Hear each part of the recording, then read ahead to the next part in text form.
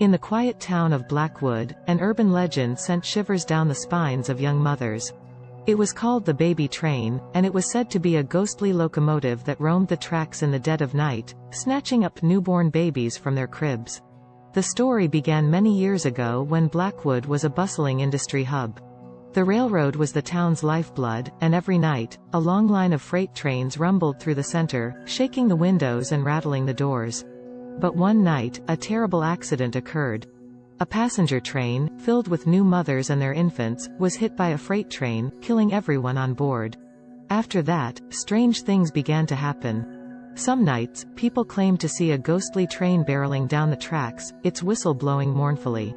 Others swore they heard babies' cries in the distance as if calling out for their lost mothers. But the most chilling part of the legend was the idea of the baby train itself. It was said that the ghosts of the dead mothers had taken over a train, determined to find their babies and take them to the afterlife.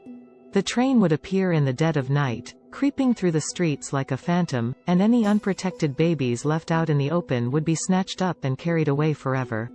The legend was so terrifying that many new mothers in Blackwood would lock their doors at night and keep a close eye on their infants.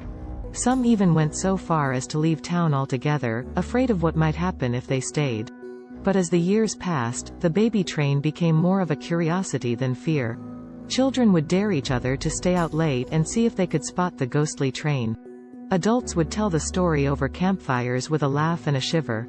And yet, on some nights, when the moon was full and the wind was still, some say they could still hear the mournful whistle of the baby train as if the ghosts of the mothers and their babies were still searching for each other in the dark.